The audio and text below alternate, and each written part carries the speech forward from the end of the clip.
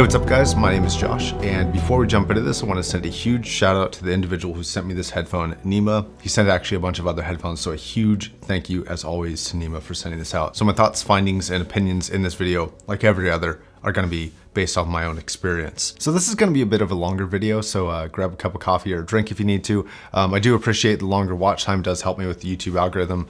And you know, it does help out the YouTube channel a little bit when you do watch all the way through. So if you can, I appreciate it, but it is pretty long. So if not, don't trip about it. So the first thing that I want to talk about with the HD820 is my kind of interpretations going into this headphone about what it was going to be. Because with this headphone, I wasn't quite sure what to expect. There's always claims from companies talking about how they sound open, or they sound this, or they have the most perfect reference frequency response, or whatever it is. There's always claims, so usually I tend to ignore it, but I also try to take a look at generally what the approach for the headphone is supposed to be targeting, right? The person that it's supposed to be going after. And usually I will base at least a small portion of my review around that concept. So if it's like this DT1990 over here, it's literally got pro in the name, right? It's a professional device for not really necessarily audiophiles, more, you know, it can be. And I think it's a great headphone for that, but it's more targeted towards professionals, people who are using it in a professional capacity. In my experience, most companies are fairly on the money. Like most of the time, they usually know where their target market is, and that's usually what the headphone is best applicable to, is whatever they are trying to market towards. In the case of the HD820 though, I really can't figure out a use case for this particular device other than just straight up enjoyable listening. But it's only enjoyable if you are seeking the particular sound signature that this offers, which in my opinion has some really strong benefits for a closed back headphone, but also some really big problems and some really big gaps. Wink, wink, foreshadowing type of situation. Has some really big gaps that I think could have been filled out a little bit better and would have made this a much more enjoyable experience. So let's go ahead and jump into this headphone, and the first thing we're going to cover is the build, which looks-wise, design-wise, and comfort-wise is beautiful. It is one of the coolest looking headphones in person that I've seen. And I've seen a lot of headphones, as you guys know. However, it's not perfect. When you pick it up, it does feel plasticky. It doesn't creak or rattle or anything, and it is very lightweight, and that definitely adds to the comfort. And it's got a similar fit, although with a slightly thicker and more comfortable pads than the HD800S, but it is all plastic, like everywhere. The entire thing, except for the glass on the side, it's all plastic. And it just doesn't really feel extremely premium when you first pick it up, which was a bit of a kind of a system shock to me, because it looks like a super kind of chunky headphone, and it is big, but it's pretty lightweight in terms of the feel of it. And regarding how much it closes off of the outside world, not a whole lot. I mean, I can hear this, even really soft sounds. It doesn't really block anything. I can even hear this all the way out here, where I'm barely rubbing my fingers. Like it's not like a snap or anything. And I can hear all that.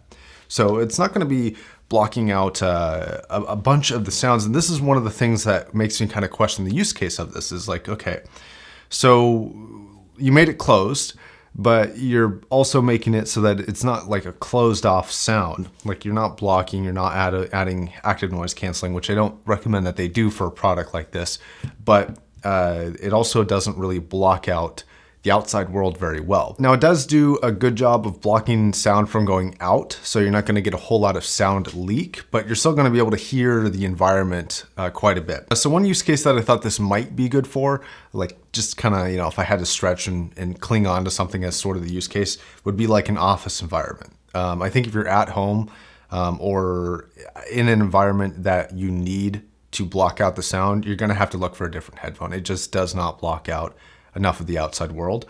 Even when you're playing music, you can really hear what's going on without too many issues. But if you're at home, you're really not getting that much more blockage than a straight up open back headphone. It's really not going to block out a lot of stuff. So in an office environment where it's already pretty quiet and you might want to hear somebody walking up or somebody knocking on the cubicle door, whatever it happens to be, you know, maybe that's going to be beneficial. But other than that, I'm not quite sure what the use case of this particular closed as a system headphone goes. I'm not really quite sure what it's for. So one fault that I see on the build is there's a little bit of kind of beading that happens on the pads over time. And this pair is a little bit worn.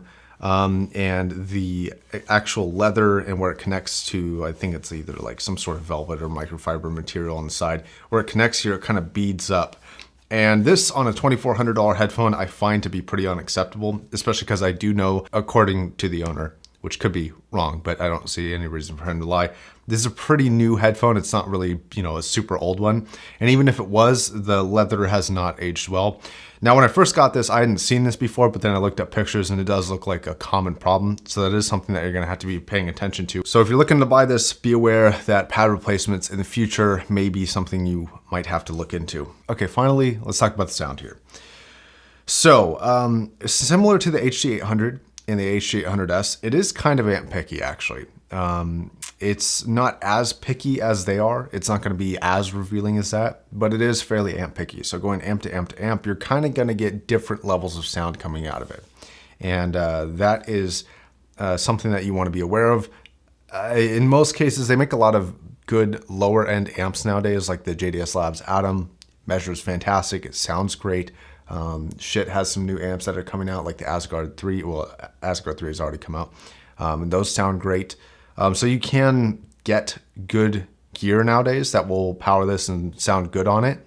But you're gonna wanna make sure that you're really looking for good pairings here. Okay, so how this headphone sounds overall is kind of interesting. It's really good in some categories and really not good in some others. Right off the bat, one of the things that I was focusing on when I first heard this was the Soundstage, because that's one of the key features of the 800S, is how wide it sounds. It's one of the best features of that headphone, actually. That's one of the focuses of the technology for like the concave Gorilla Glass and everything, is that like, oh, it's supposed to sound open. And it does. It actually sounds really, really open. It sounds very wide. And in fact, I would say that this probably sounds more open and more wide than most open back headphones do. If you were to draw a line in the middle of open back headphones for super narrow and super wide, this sounds more open than about the middle. It's more on the wider side. It's actually very, very impressive. And of the closed back headphones that I've tried, it is the widest for sure. Now, this also has some serious other benefits of being able to stage really well. And it does have that layering factor and the imaging capability of an 800S. It really is up to par with kind of that standard, although total width is not as wide, but it is still very wide. So for the imaging and Soundstage, which I would normally cover to the end, I want to bring up first because it's one of the key features and the key selling points of this headphone, and I think it's accurate. Now, compared to the 800S Soundstage, I don't think it's nearly as wide as that. I want to make that very clear. I'm not saying this can keep up with that in terms of width, but as a closed back headphone, it's up there. It's very good. Okay, now the treble response. Treble resolution on these 800s, whatever driver that they're using in here, is fantastic for quantifiable information. And some people would say that it's forced, and maybe it is, but either way, you're getting a presentation of identifiable detail very easily. It is hyper accessible and it sounds very clean and very crisp throughout the entire range. There's a lot of information above 10K, like a lot. It is very, very complete. And the S range on this, which was still a problem on the 800S for me, not as big of a problem as the standard 800, but still a problem with the 800S. The S range is actually taken care of pretty well on the 820. It's definitely more pleasing. This is still a very treble active headphone. I don't want to make it seem like they cut the treble out and now you're working with a dark headphone. It's not dark at all. In fact, the general sound signature here is pretty V-shaped. And I'm not sure if I'm going to make it a separate video yet or not, or maybe just a very long HD820 review, although I'm thinking separate videos at this point. But another V-shaped headphone of a similar caliber in terms of price is the Sony Z1R. And I will be bringing this up in, like I said, either a separate video or maybe tacked on to the back of this, but I do have a lot to say about this comparison. Okay, so the reason why I bring the Z1R up is because in that review, I talk about how it's a V-shaped headphone that is done correctly. It sounds super enjoyable, and the pitfalls of having a V-shaped headphone in that particular circumstance did not outweigh the benefits of the V-shaped headphone. It just sounded super pleasing, and the bad parts of it weren't bad enough to say that it wasn't good. And I really, really enjoyed that headphone. I really want to be able to say the same thing about this. In some categories, it is fantastic, but holy shit, is the mid-range non-existent. It is just gone. Normally I wouldn't bring up frequency response graphs because I don't really think that's part of my review repertoire, and I don't really personally care all that much, but it's just to prove a point. But the frequency response of this is hilariously bad. And it's not just that, I'm not just basing my opinion on that, but it just doesn't exist for the mid-range. And unfortunately, this has everlasting effects on the entirety of the sound signature because this just feels like a super dead headphone. This headphone lacks a lot of life. It lacks a lot of impact for instruments that really need impact, like drums. You want to be able to feel the drum. You want to be able to have a complete picture of the drum when it's not just kind of the bass impact. You have to have kind of the full spectrum of sound here when you have a drum. When the vocalist is recorded and produced in the track to be very forward, you want it to sound very forward. And this just never sounds forward. Everything sounds like it's recessed into the soundstage.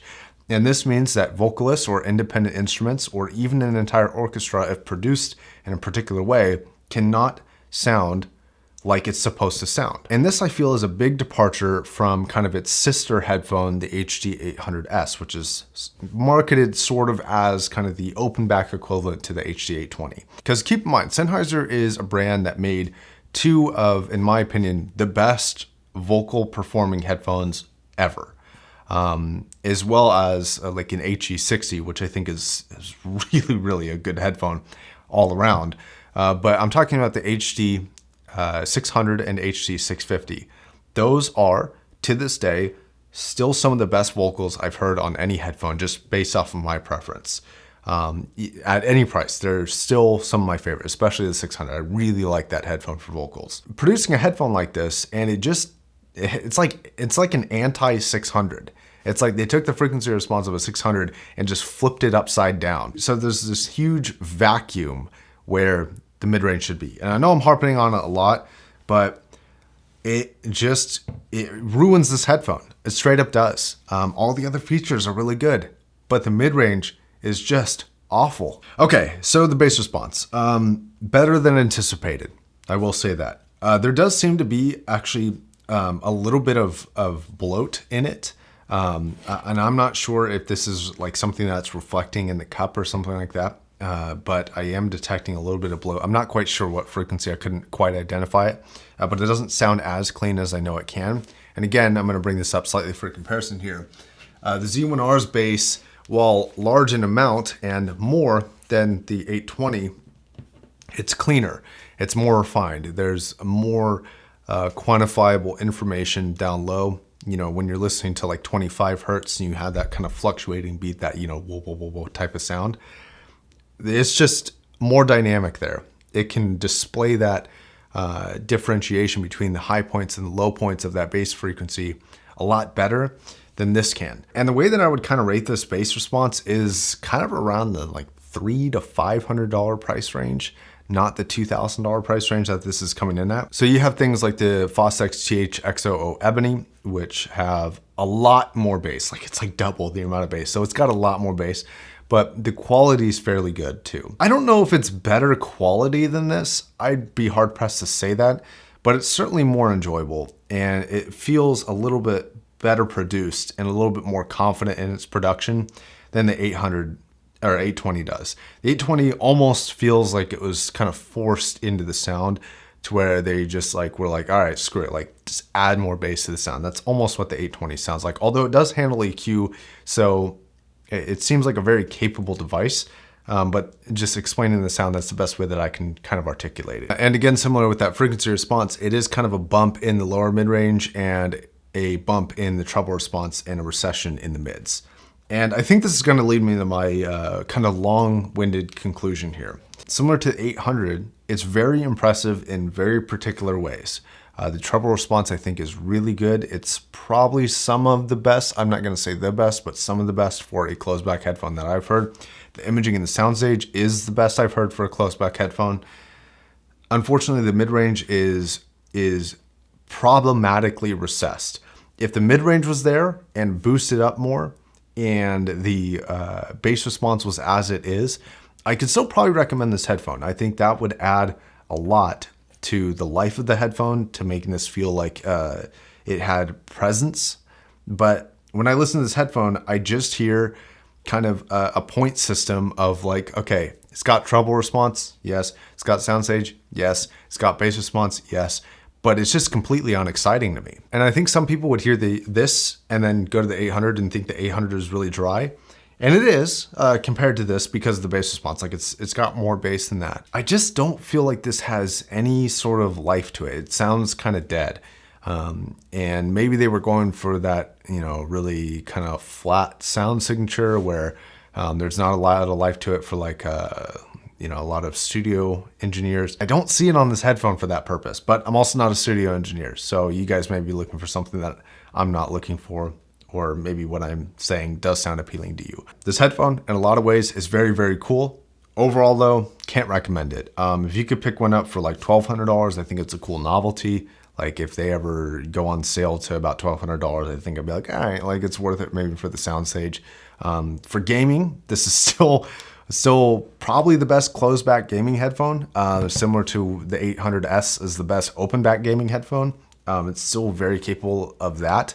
And that is mainly due to the Soundstage and the layering and the imaging capability. I guess if I had to spin this one way, it would be top of the line gaming headphone for closed if you needed closed. But other than that, not gonna get my recommendation, guys. So that's gonna wrap it up. Thank you very much for watching. I will catch you in the next video. Look at the t-shirt shop, Patreon, if you want to support the channel, get early access to reviews like this. And I got a lot of great stuff coming up. So you can go ahead and click some of these videos that are popping up here. If you want to check out some of my other stuff, make sure you hit that subscribe button to stay tuned for those future videos too. All right, guys. Again, my name's Josh, signing off.